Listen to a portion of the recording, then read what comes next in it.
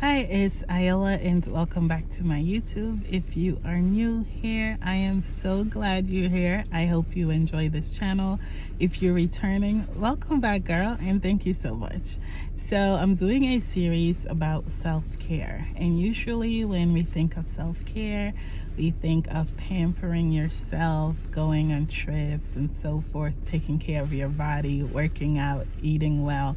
And those are all amazing and extremely important things. But today I want to talk about self-care in your mind, preparing your mindset, right? And I know we've all dealt with self-sabotage at one point or another. I've dealt with it for over a decade. And it's held me back so much, it's ridiculous, right? Like I think back 10, 15 years where I was then and where I am now. And I'm thinking, wow, I didn't do this, and this because of the voice in my head telling myself that I wasn't ready or I couldn't do it or everything wasn't in place to do it. So today I wanted to show you some ways that self-sabotage shows up in your life. And one of those ways is procrastination. You keep putting things off and putting things off and putting things off. Why? Because you think you're not ready. You think you don't have all the resources. You think it's not time yet. Like that's the voice in your head telling you, girl, don't do it. Girl, you're not ready. Girl, you need to buy this. Girl, you need to get that. That's self-sabotage. That's a way of self-sabotaging yourself. Another way is perfectionism. A lot of us suffer from that.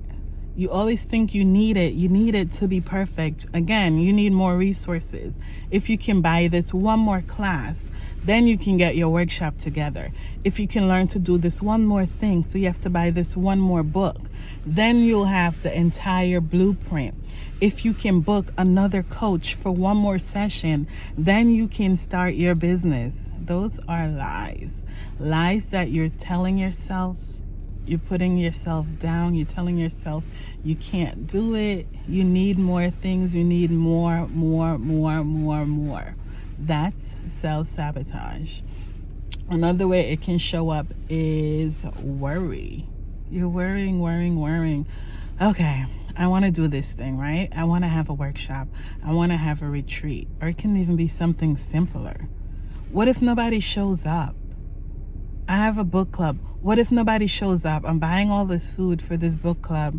I'm getting all these things together. What if no one shows up? And you're worrying and you can't sleep. We've all been there, right? And you're telling yourself, look, even if nobody shows up, you act as if people are there and you record yourself teaching or doing what you wanted to do, especially if it's online. Right?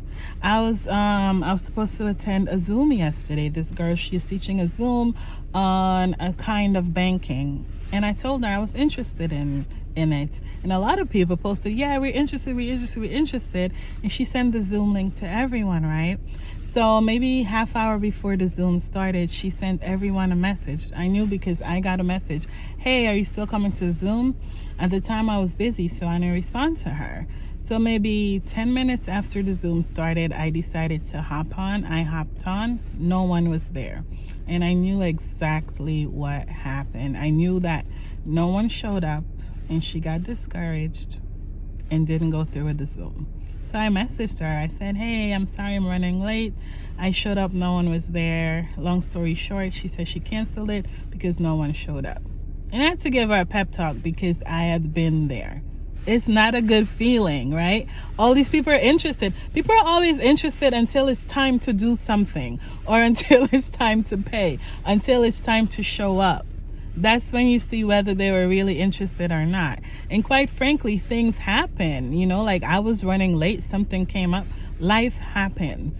Because life happens, it doesn't mean you have to stop what you plan to do. I told her, do not let this deter you. The next time, if this ever happens again, I said, girl, do your Zoom. Pretend hundreds of people are on that Zoom and you show up in your greatness with your knowledge, with all that you are. Show up and perform, show up and teach, show up and educate as if hundreds of people were on that Zoom.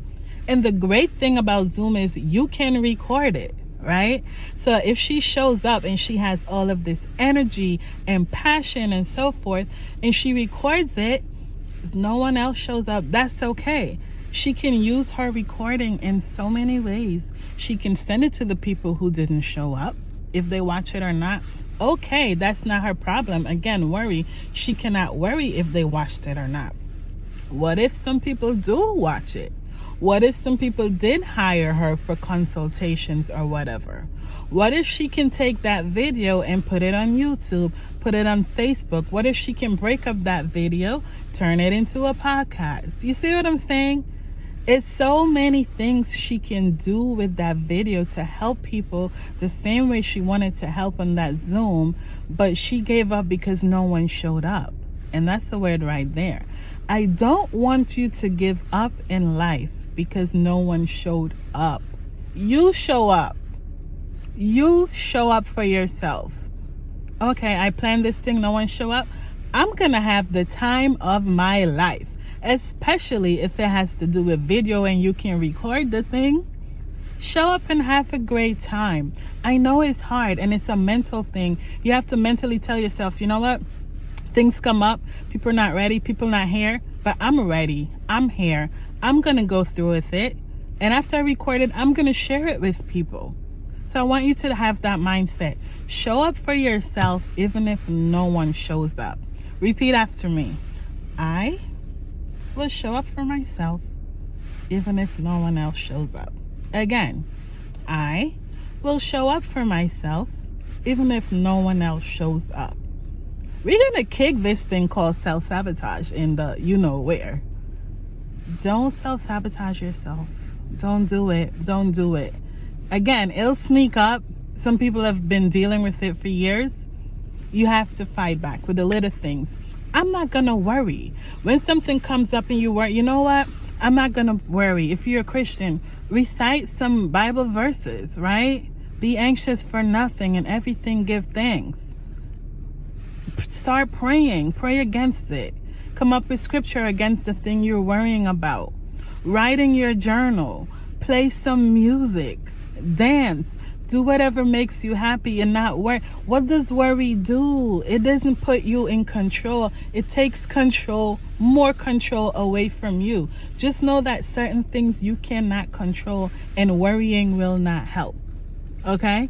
It will not help. So when worry comes, you say, yo, sis, bruh, you don't belong here. Get to the back. I'm not going to worry. I'm going to pray. I'm going to recite scriptures. I'm going to dance. I'm going to go exercise. I'm going to do something until I get some news. In the meantime, I am not going to worry.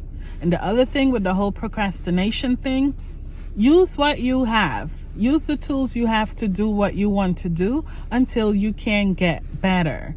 The whole thing, oh, I need one more class, I need one more session, I need one more this and one more that. You don't need none of those things. I'm telling you, you don't need it. Show up the best you can. Give it your all. When you give it your all, people see that and people recognize that and people resonate with that. All right, I'm going to be doing some more videos on self-care. I hope that you learned something today. If you did, please give this video a thumbs up. It'll really help me out. And I would love for you to subscribe to the channel. Comment below if you've been plagued by self-sabotage. Say, girl, me. Comment below and let me know. And if you have another way or a special way that you cope with your self-sabotage, comment below and share with your sisters. All right? Again, it's Ayola, and I'll see you in the next video.